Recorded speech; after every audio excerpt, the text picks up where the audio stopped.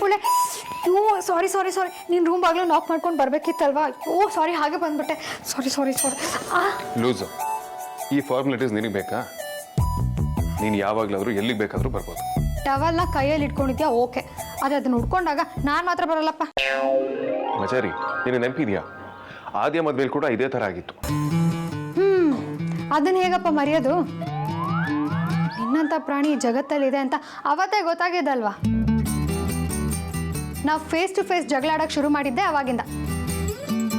ಅವತ್ತಿನ ದಿನ ನಾನು ನೆನೆಸ್ಬೇಡ, ನನಗೀಗಲೂ ಕೋಪ ಬರುತ್ತೆ. ಕೋಪನಾ? ಯಾಕೆ? ಅವತ್ತು ನಾನು ಜಾರ್ ಬಿದ್ದಾಗ ಹಿಡ್ಕೊಂಡು ಸಡನ್ನಾಗಿ ಬಿಟ್ಟು ಬೀಳ್ಸ್ಬಿಟ್ಟಿಯಲ್ಲ, ಆ ಕೋಪ. ಹೌದಾ? ನನಗೇನೋ ನೆನಪಿಲ್ಲಪ್ಪ. ಬಿದ್ದೋಳ್ ಅಂತಾನೆ ನನಗೆ ಚೆನ್ನಾಗಿ ನೆನಪಿದೆ. ಯಾಕೆ ಒಂದ್ಸಲ ನಾವು ಸೀನ ರೀಕ್ರಿಯೇಟ್ ಮಾಡಬಾರ್ದು? ಏನೋ ಇದಕ್ಕಿಂತ ಬೀಳೋದು ನಿಗೇನು ಹೊಸ್ತಲ್ವ? ಕಾಫಿ ಇಟ್ಟಿರ್ತೀನಿ, ಕುಡ್ಕೊ.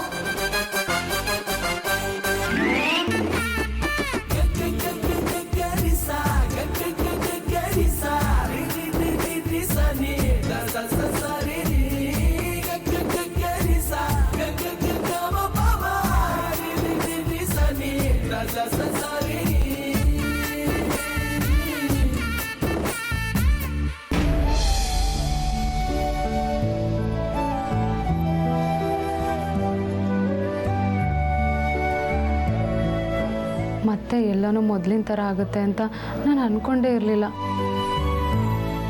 ಈಗ ನೆಮ್ಮದಿ ಆಗ್ತಿದೆ ನನಗೆ. ದೇವ್ರು ದೊಡ್ಡವನು. ಹೆಂಡತಿ, ದೇವ್ರ ಬಗ್ಗೆ ಗೊತ್ತಿಲ್ಲ, ಆದರೆ ಮನುಷ್ಯರು ತುಂಬ ಚಿಕ್ಕವರು ಅಂತ ನನಗೆ ಅರ್ಥ ಆಗಿದೆ. ಯಾಕೆ ಹೀಗೆ ಹೇಳ್ತಿದ್ದೀರಾ? ಏನಿಲ್ಲ, 2ನೇ ಸಲ ಯಮಲೋಕದ ಎಂಟ್ರೆನ್ಸ್ಗೆ ಹೋಗಿದ್ದು ಜ್ಞಾನೋದಯ ಅಷ್ಟೇ. ವಿಕ್ಕಿ,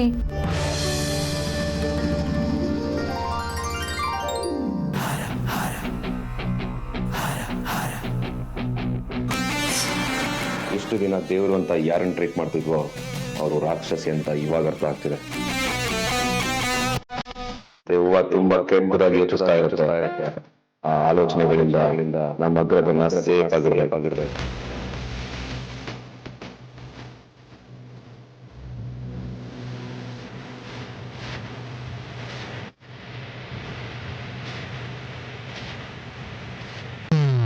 ಅಂದ್ರೆ ನನ್ನ ಮತ್ತೆ ಕೆಳಗೆ ಬಿಟ್ಬಿಡ್ತೀಯ?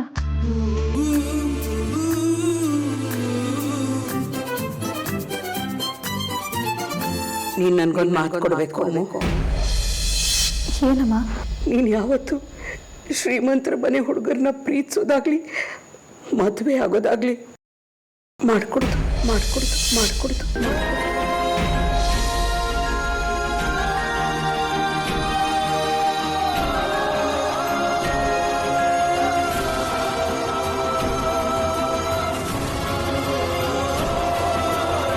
ಯಾಕೆ ಮಗ, ಏನಾಯ್ತು? ಏನಿಲ್ಲ, ಅಜ್ಜಿ ಕೊಟ್ಟು ಕಳ್ಸಿದ ಕಾಫಿ ತಣ್ಣಗಾಗತ್ತೆ ಅನ್ನೋದು ನೆನಪಾಯ್ತು. ಅದನ್ನ ಯಾಕೆ ಈಗ ನೆನಪು ಮಾಡ್ಕೋತಿದ್ಯಾ? ನಂಗೆ ಗೊತ್ತಿಲ್ಲ, ನಾನು ಹೊರಡಬೇಕು. ಎಲ್ಲಿಗೆ ಹೋಗ್ತಿದ್ಯಾ? ಮನೆಗೆ. ಸರಿ, ಊಟ ಮಾಡು, ಆಮೇಲೆ ಹೋಗುವಂತ. ನಾನೇ ಡ್ರಾಪ್ ಮಾಡ್ತೀನಿ. ಸರಿ, ನಾನು ಕೆಳಗಿರ್ತೀನಿ.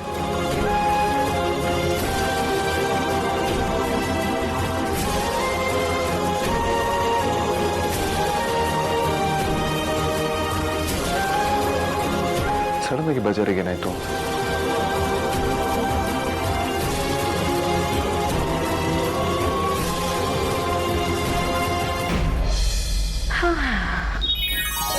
ಮೆಲ್ಲಿಗೆ ಪ್ರೆಗ್ನೆಂಟ್ ಕಣೆ ನೀನು. ಒಳ್ಳೆ PT ಉಷಾ ಮಾಡ್ದಂಗೆ ಮಾಡ್ತಿಯಲ್ಲೇ. ಆದರೂ ಎಷ್ಟು ವಿಚಿತ್ರ ಅಲ್ವಾ ಸಾರ್ಥಕ್? 2 ದಿನದ ಹಿಂದೆ ನಾವೆಲ್ಲ ಎಷ್ಟು ಟೆನ್ಷನಲ್ಲಿದ್ವಿ. ನಾಳೆ ಏನಾಗುತ್ತೆ, ಅಣ್ಣ ಹೇಗೆ ಹುಷಾರಾಗ್ತಾನೆ, ತಲೆಯಲ್ಲಿ 100 ಯೋಚನೆ ಕಾಡ್ತಾ ಇತ್ತು. ಆದರೆ ಇವತ್ತು ಎಷ್ಟು ರಿಲ್ಯಾಕ್ಸ್ ಫೀಲ್ ಆಗ್ತಾ ಇದೆ ಅಲ್ವಾ? ಹ್ಞೂ ಆದ್ಯಾ. ಅಣ್ಣ ಇಷ್ಟು ಬೇಗ ರಿಕವರ್ ಆಗ್ತಾನೆ ಅಂತ ಅನ್ಕೊಂಡೇ ಇರಲಿಲ್ಲ. ಧ್ರುವ ಹೇಳೋ ಹಾಗೆ ವಿಕಿರಣ ಒಂಥರ ಫೈಟರ್. ಸಾರ್ಥಕ್, ಏನು ಅವಾಗಿಂದ ಕೋಲೆ ಬಸ ಒಂಥರ ಹ್ಞೂ ಅಂತಿದ್ದೀರಾ? ಏನಾಗಿದೆ? ಚಿಚೆ, ನನಗೇನಾಗಿಲ್ಲ, ಆದರೆ ನಿನಗೆ ಏನೋ ಆಗಿರ್ಬೇಕು. ಇದ್ಯಾಕೋ ರಾಜ್ಯ ಇವತ್ತು ನೀನು ಬೇರೆ ಥರನೇ ಕಾಣ್ತಾ ಇದೆಯಾ. ಎಂತ ಬೇರೆ ಥರ ಅಂದರೆ? ಬೇರೆ ಥರ ಅಂದರೆ ಬೇರೆ ಥರ. ಸಾರ್ಥಕ್, ಡಿಸ್ಟೆನ್ಸ್ ಮೇಂಟೈನ್ ಮಾಡಿ. ಇನ್ನು 4 to 5 months ಬೇರೆ ಥರ ಎಲ್ಲ ನೋಡೋಕ್ಕೆ ಹೋಗ್ಬೇಡಿ. ಅಂಡ್ ಒಳಗಿರೋ ನಿಮ್ಮ ಮಗ ಅಪ್ಪ ಸರಿಯಿಲ್ಲ ಅಂತ ಅನ್ಕೋಬಾರ್ದು. ಹಲೋ ಜೂನಿಯರ್ ರಾಜ್ಯ, ಬೇಗ ಭೂಮಿಗೆ ಬಂದ್ಬಿಡಮ್ಮ. ನೀನು ಬರೋವರೆಗೂ ನಿಮ್ಮಮ್ಮ ನನಗೆ ಪಕ್ಕದ ಮನೆ ಆಂಟಿ ಥರನೇ ಕಾಣಿಸ್ತಿರ್ತಾರೆ.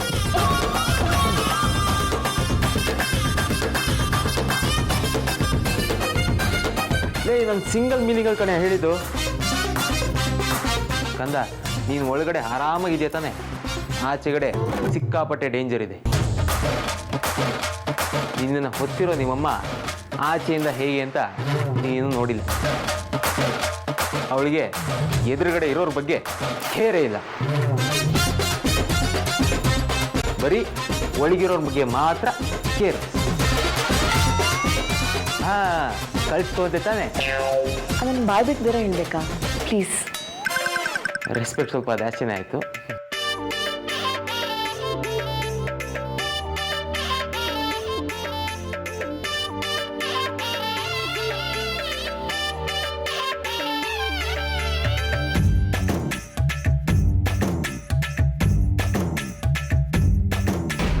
ಸರ್, ನೀನು ಯಾಕೆ ವಿಕ್ರಾಂತ್ ಆಸ್ಪತ್ರೆಯಿಂದ ಬಂದಾಗಿಂದ ಎಲ್ರಿಗೂ ಡೌಟ್ ಬರೋ ಥರ ವಿಚಿತ್ರವಾಗಿ ನಡ್ಕೊಂಡೆ?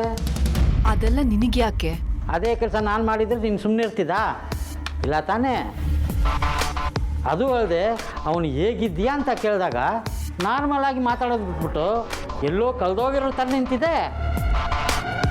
ಸಾಲದಕ್ಕೆ ಆ ದರಿದ್ರ ಅಮೂಲ್ಯ ನಿನ್ನ ತಗಲಾಕಕ್ಕೆ ನೋಡ್ತಾ ಇದ್ಳು. ನನಗೆ ಯಾಕೋ ನೀನಾಗಿ ನೀನೇ ತಪ್ಪು ಒಪ್ಕೊಂಬಿಟ್ಟು ಸರೆಂಡರ್ ಆಗ್ಬಿಡ್ತೀಯ ಅನಿಸ್ತಾ ಇದೆ. ಶಡಪ್. ನಾನು ಸತ್ರು ಆ ಕೆಲಸ ಮಾಡಲ್ಲ. ಮತ್ತೆ ಯಾಕೆ ಹಿಂಗೆ ಮಾಡಿದೆ? ಗೊತ್ತಿಲ್ಲ, ಆದರೆ ವಿಕ್ಕಿ ನನ್ನ ಒಂದು ರೀತಿ ನೋಡ್ದ. ಅವನಿಗೆ ಆಕ್ಸಿಡೆಂಟ್ ಮಾಡಿ ಸಾಯಿಸಕ್ಕೆ ಹೊಟ್ಟಿದ್ದು ನಾನೇ ಅಂತ ಅವನ ಕಣ್ಣಲ್ಲಿ ಒಂದು ಬೆಂಕಿ ಇತ್ತು. ಅದನ್ನು ನೋಡಿ ಡಿಸ್ಟರ್ಬ್ ಆಗಿಬಿಟ್ಟೆ.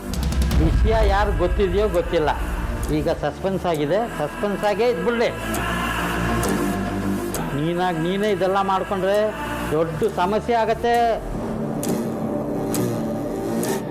ಆಮೇಲೆ ನೀನೇ ಎಲ್ರಿಗೂ ಅನುಮಾನ ಬರಂಗೆ ನಡ್ಕೋಬೇಡ. ಹಾಗಾದ್ರೆ ವಿಕ್ಕಿಗೆ ನಮ್ಮ ಮೇಲೆ ಅನುಮಾನ ಬಂದಿಲ್ಲ ಅಂತ್ಯಾ? ನನ್ನ ಪ್ರಕಾರ ವಿಕ್ಕಿ ಧ್ರುವನ್ ಥರ ಅಲ್ಲ. ಯಾರೋ ಏನೋ ಅಂದರು ಅಂತ ಅದನ್ನು ಬ್ಲೈಂಡಾಗಿ ನಂಬಲ್ಲ. ಅದಕ್ಕೆ ಆ ವಿಷಯ ವೇದಾಂತಕ್ಕೆ ಇನ್ನೂ ಗೊತ್ತಿಲ್ಲ. ಒಂದು ವೇಳೆ ವಿಕ್ಕಿಗೆ ಎಲ್ಲ ಸೀಕ್ರೆಟು ನಿಜ ಅಂತ ಅನಿಸ್ಬಿಟ್ಟಿದ್ರೆ ಇಷ್ಟೊತ್ತಿಗಾಗಲೇ ವೇದಾಂತಿಗೆ ಮ್ಯಾಟ್ರ್ ರೀಚ್ ಆಗ್ತಾ ಇತ್ತು ತಾನೇ? ಹೌದು, ನಿಜ. ಆದರೆ ವೇದಾಂತ್ ನನ್ನ ಹತ್ರ ನಾರ್ಮಲ್ ಆಗೇ ಮಾತಾಡ್ದ. ಅಲ್ಲಿಗೆ ನಾನು ಹೇಳಿದ್ದು ಕರೆಕ್ಟ್. ಹಾಗೆ ಇಟ್ಕೊಳ್ಳೋಣ. ಆದರೆ ವಿಕ್ಕಿಗೆ ಯಾರೋ ಒಬ್ರು ನಮ್ಮ ಬಗ್ಗೆ ಹೇಳಿದ ಮೇಲೂ ಅವನು ಅಷ್ಟು ನಾರ್ಮಲ್ ಆಗಿರಕ್ಕೆ ಹೇಗೆ ಸಾಧ್ಯ? ಈ ಥರ ಯೋಚನೆ ಮಾಡಿದಾಗ ಎಲ್ಲೋ ಏನೋ ಮಿಸ್ ಹೊಡಿತಾ ಇದೆ ಅನಿಸ್ತಾ ಇದೆ. ಇದು ನಿಜವಾಗ್ಲೂ ಸೀರಿಯಸ್ ಆಗಿ ಯೋಚನೆ ಮಾಡೋ ವಿಚಾರನೇ. ಅವನು ನಾವು ಮಾತಾಡಿದ್ದನ್ನ ಕೇಳಿಸ್ಕೊಂಡಿಲ್ಲ. ಆಕ್ಸಿಡೆಂಟ್ ಆದ್ಮೇಲೆ ಮರ್ತೋಗಿರ್ಬೇಕು. ಇಲ್ಲ ಅಂದರೆ ಅವನು ನಮ್ಮ ಥರನೇ ಹುಷಾರಾಗಿ ಆಟ ಆಡೋಕ್ಕೆ ನೋಡ್ತಿರ್ಬೇಕು. ಅಯ್ಯೋ ಸಿಸ್ಟರ್, ಅವನು ಹುಷಾರಾಗ್ಬಿಟ್ರೆ ನಮಗೆ ಜೈಲಿನ ಮುದ್ದೆನೇ ಗತಿ. ಶಡಪ್. ಪದೇ ಪದೇ ಜೈಲು ಮುದ್ದೆ ಅಂತ ಅಂತಿರ್ಬೇಡ. It's so irritating. ನೋಡು, ನಾನು ಸತ್ತು ಸ್ಮಶಾನಕ್ಕೆ ಹೋಗ್ತೀನಿ ಹೊರತು ಯಾವತ್ತು ನಾನು ಮಾಡಿರೋ ಕೆಲಸಗಳಿಗೆ ಜೈಲ್ಗೆ ಹೋಗಲ್ಲ. ವೇದಾಂತ ಅಪ್ಪ ಅಮ್ಮನ್ನ ಏನ್ ಮಾಡಿದ್ದೀನಿ ಅಂತ ಆಚೆ ಕಡೆ ಪ್ರಪಂಚಕ್ಕೆ ಗೊತ್ತಾಗದೇ ಇರೋ ಥರ ಕಾಪಾಡ್ಕೊಂಡು ಬಂದಿದ್ದೀನಿ. ಅಷ್ಟು ಸುಲಭಕ್ಕೆ ನಾನು ಜೈಲ್ಗೆ ಹೋಗ್ತೀನ?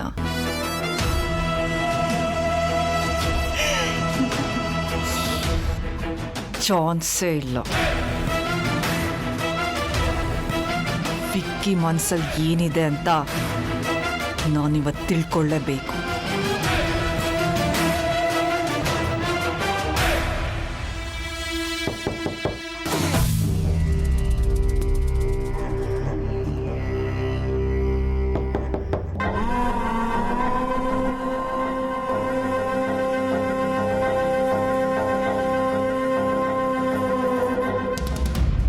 ಹೇಳಾರ್ತಿ. ಅತ್ತೆ ಊಟಕ್ಕೆ ಕರೆಯೋಣ ಅಂತ ಬಂದೆ, ಊಟಕ್ಕೆ ಬನ್ನಿ. ಅಯ್ಯೋ, ಅಲ್ಲಿ ಹೋದ್ರೆ ವಿಕ್ಕಿ ಇರ್ತಾನೆ. ಮುಖಕ್ಕೆ ಮುಖ ಕೊಟ್ಟು ಕೂತು ಊಟ ಮಾಡೋ ಸೀನೇ ಇಲ್ಲ.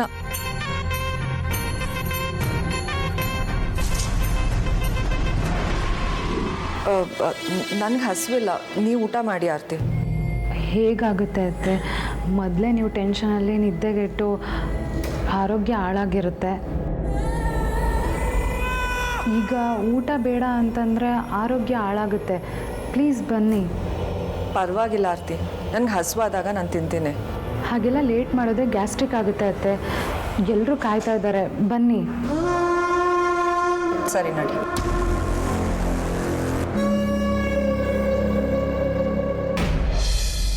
ಅಣ್ಣ ಒಂದು ನಿಮಿಷ.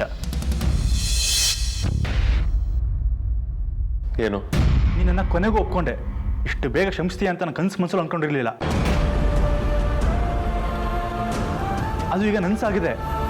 ಆದರೆ ಮಂಜು ಅಂಕಲ್ ಮನೆ ಬಿಟ್ಟು ಬರೋಕ್ಕೆ ಸ್ವಲ್ಪ ಹಿಂಸೆ ಆಗುತ್ತೆ.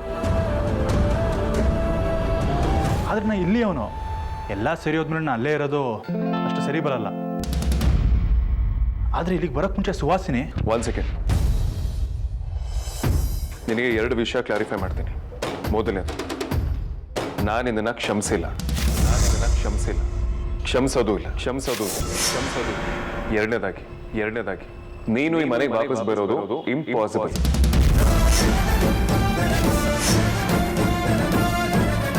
ಕನಸಲ್ಲೋ ಅಂತ ಆಸೆಗಳನ್ನ ಇಟ್ಕೊಳ್ಬೇಡ. ಈ ಮನೆ ನಿನ್ನ ಪಾಲಿಗೆ ಶಾಶ್ವತವಾಗಿ ಮುಚ್ಚೋಗಿದೆ. ಬೇರೆ ಏನಾದರೂ ಡೌಟ್ಸ್ಗಳಿದೆಯಾ? And yeah, one more thing. ಹಾಸ್ಪಿಟಲಲ್ಲಿ ನಾನು ನಿನ್ನ ಜೊತೆ ನಾರ್ಮಲ್ ಆಗಿ ಬಿಹೇವ್ ಮಾಡಿದ್ದು ವಿಕ್ರಾಂತ್ಗೋಸ್ಕರ. ವಿಕ್ರಾಂತ್ ನಿನ್ನ ತುಂಬ ಹಚ್ಕೊಂಡಿದ್ದಾನೆ. ಅವನಿಗೆ ಎಚ್ಚರ ಆದಾಗ ನೀನು ಅವನ ಜೊತೆ ಇದ್ರೆ ಅವ್ನು ಖುಷಿ ಪಡ್ತಾನೆ ಅನ್ನೋ ಒಂದೇ ಒಂದು ಕಾರಣ ನಿನ್ನನ್ನು ಹತ್ರ ಬಿಟ್ಕೊಂಡೆ. ನೀನು ಇದನ್ನೇ ನೆಪ ಇಟ್ಕೊಂಡು ಏನೇನೋ ಕಲ್ಪನೆಗಳನ್ನ ಮಾಡ್ಕೊಂಡು ವಾಪಸ್ ಈ ಮನೆಗೆ ಬರ್ಬೋದು ಅಂತ ಅಂದ್ಕೊಂಡಿದ್ರೆ ಅದು ನಿನ್ನ ಮುಟ್ಟಾಳ್ತಾನ.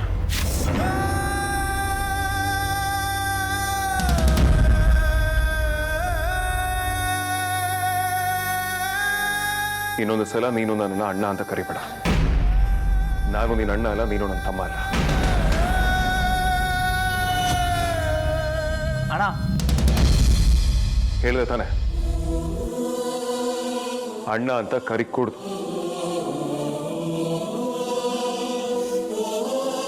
ಅಣ್ಣ ಅನ್ನೋಕ್ಕೂ ನನ್ನ ಹೆಸರು ಉಪಯೋಗ ಆಗಲ್ಲ ಅಂದಮೇಲೆ ಅದು ನಿಂತೋಗುತ್ತಣ್ಣ.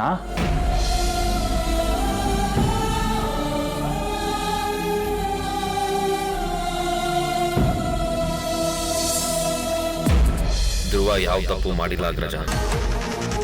ನೀನು ಅವನಿಗೆ ಅನ್ಯಾಯ ಮಾಡ್ತಾ ಇದೆಯಾ. ನಮ್ಮನೇಲಿ ಎಲ್ಲರಿಗಿಂತ ಧೈರ್ಯ ಇರೋದು ಧ್ರುವನ್ಗೆ. ಅವನು ನಿನಗೆ ಒಳ್ಳೇದಾಗಲಿ ಅಂತ ಇರೋದನ್ನ ಇರೋ ಥರ ಹೇಳ್ದ. ಆದರೆ ನೀನು ಅವನನ್ನೇ ದೂರ ಮಾಡಿಕೊಂಡೆ. ನೀನು ಯಾರನ್ನು ನಂಬೇಕಿತ್ತೋ ಅವರನ್ನು ಆಚೆ ಕಳಿಸಿ ಯಾರನ್ನು ನಂಬಾರ್ದೋ ಅವರನ್ನು ಮನೆಯಲ್ಲೇ ಇಟ್ಕೊಂಡಿದ್ಯಾ. ಇಷ್ಟೆಲ್ಲ ಧ್ರುವ ಮಾಡಿದ್ರು ನೀನು ಅವನನ್ನು ವಿರೋಧಿಸ್ತೀಯ ಅಂದರೆ ಆ ಸುಹಾಸಿನಿ ನಿನಗೆ ಎಷ್ಟು ಬ್ರೈನ್ ವಾಶ್ ಮಾಡಿರ್ಬೇಡ. ನಿನ್ನನ್ನು ಸರಿಯಾದ ದಾರಿಗೆ ತರೋದು ಅಷ್ಟು ಸುಲಭ ಅಲ್ಲ. ಆದರೆ ನಾನು ಬಿಡಲ್ಲ ಅಗ್ರಜ.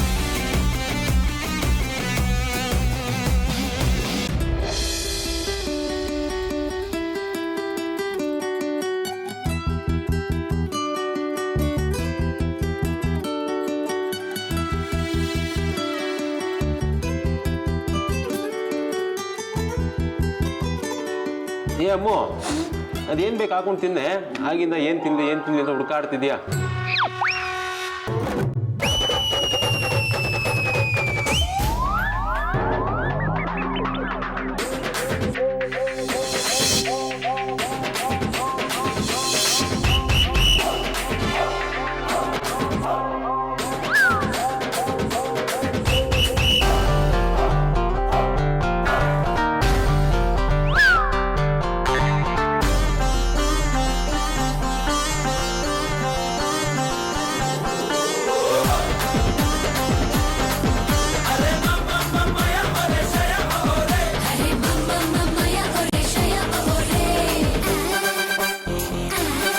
ಅಮ್ಮು, ಊಟ ಮಾಡು. ಯಾರಿಗೆ ವೆಯ್ಟ್ ಮಾಡ್ತಾ ಇದೀಯಾ?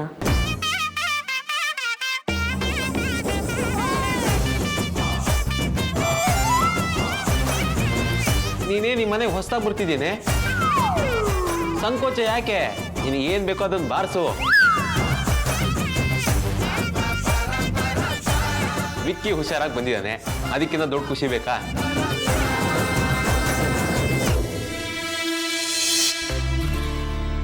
ಸರಿ ಅಣ್ಣ.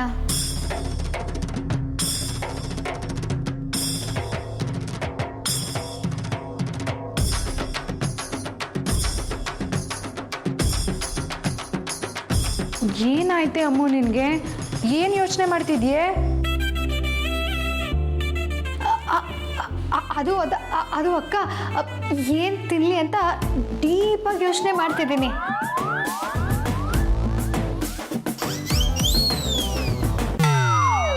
ಕೇಕ್ ತಿನ್ಲಾ, ರೈಸ್ ತಿನ್ಲಾ? ಒಂದೊಂದ್ಸಲ ವಿಚಿತ್ರವಾಗಿ ಆಡ್ತೀಯ ಕಣೆ ನೀನು.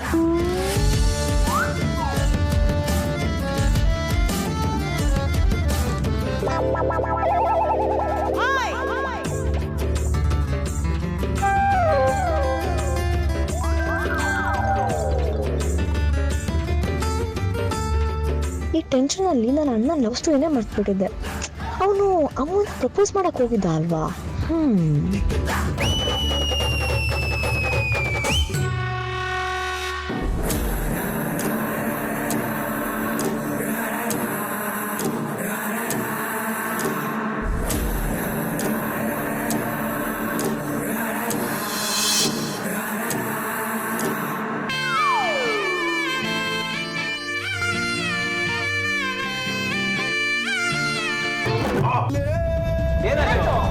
ಅದು ಟೇಬಲಿಗೆ ಕಾಲ್ ಹಾಕ್ತು.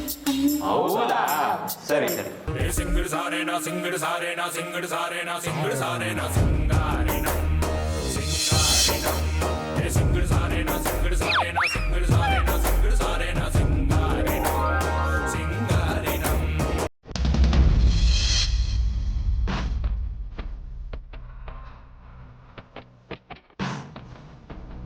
ಮದರ್ ಇಂಡಿಯಾ,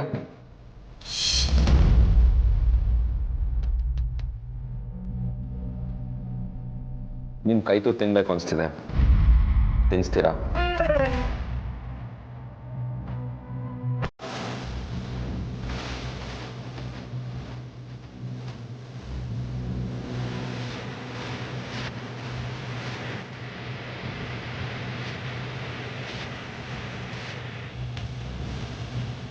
ಅಮ್ಮ, ಏನು ಯೋಚನೆ ಮಾಡ್ತಾ ಇದೀಯಾ?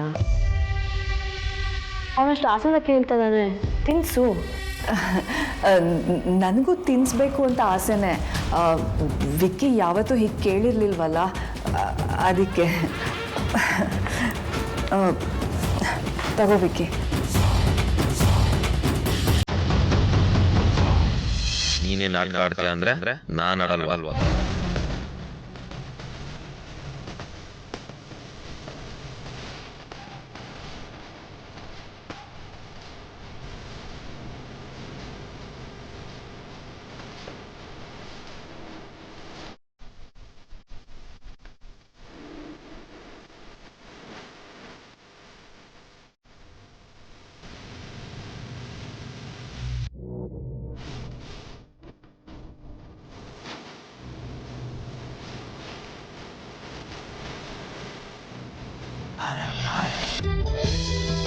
ಅಮೂಲ್ಯ, ನಾನು ಹೊರಡ್ತೀನಿ, ನೀನು ನನ್ನ ಜೊತೆ ಬರ್ತೀಯಲ್ವಾ? ಹಾ ರಾಜಣ್ಣ, ಬರ್ತೀನಿ. ವೇದಾಂತ ಹೇಳಿ ಬರ್ತೀನಿ. ವಿಕ್ರಾಂತ್ ಇಷ್ಟು ಬೇಗ ರಿಕವರ್ ಆಗಿದ್ದು ನಂಗೆ ತುಂಬಾನೇ ಖುಷಿ ಆಗ್ತದೆ. ಇನ್ನು ಮುಂದೆ ಅವ್ನಿಗೆ ಯಾವ ತೊಂದರೆನೂ ಬರ್ತಾ ಇರೋ ರೀತಿ ನಾನು ನೋಡ್ಕೋತೀನಿ. ಭಾವ ತುಂಬ ಸ್ಟ್ರಾಂಗು ವೇದಾಂತ್. ಅವ್ರನ್ನ ನಾವು ಮೋಟಿವೇಟ್ ಮಾಡಿದಷ್ಟು ಅವ್ರು ಪಿಕಪ್ ಆಗ್ತಾರೆ. ಅವ್ರಿಗೇನೂ ಆಗಿಲ್ಲ ಅಂತ ನಾವು ಹೇಳ್ತಿರ್ಬೇಕು. Yes Amulya, I will. ಸರಿ, ನಾನು ರಾಜಣ್ಣನ ಜೊತೆ ಹೊರಡ್ತೀನಿ. ನಾನೀಗ ಆಫೀಸಿಗೆ ಹೋಗ್ತಾ ಇದ್ದೀನಿ. ವಿಕ್ರಾಂತಿಗೆ ಹೀಗೆಲ್ಲ ಆದಮೇಲೆ ನಾನು ವರ್ಕ್ ಮೇಲೆ ಕಾನ್ಸಂಟ್ರೇಟ್ ಮಾಡೋದಕ್ಕೆ ಆಗಿಲ್ಲ. ನೀನು ನನ್ನ ಜೊತೆ ಬರೋದಕ್ಕಾಗತ್ತಾ? ನಿನಗೂ ಸ್ವಲ್ಪ ಕೆಲಸ ಹೇಳೋದಿದೆ. ಅದನ್ನು ನಾಳೆ ಬಂದಾಗ ಹೇಳ್ಬೋದಾ? ನಾನೀಗ ರಾಜಣ್ಣನ ಜೊತೆ ಹೋಗ್ಬಿಡ್ತೀನಿ. ಹೇಗಿದ್ರು ಅವ್ರ ಮನೆಗೆ ಹೋಗ್ತಿದ್ದಾರಲ್ವಾ? ನೀನು ಮನೆ ಡ್ರಾಪ್ ಮಾಡೋದ್ರ ಬಗ್ಗೆ ನೀನು ಯಾಕೆ ಯೋಚನೆ ಮಾಡ್ತಿದ್ಯಾ? ನಾನಿಲ್ವಾ? ನಾನು ಡ್ರಾಪ್ ಮಾಡ್ತೀನಿ. ರೆಡಿ? ರಾಜಣ್ಣ, ನೀವು ಹೊರಡಿ, ನಾನು ವೇದಾಂತ್ ಜೊತೆ ಬರ್ತೀನಿ. ಸರಿ.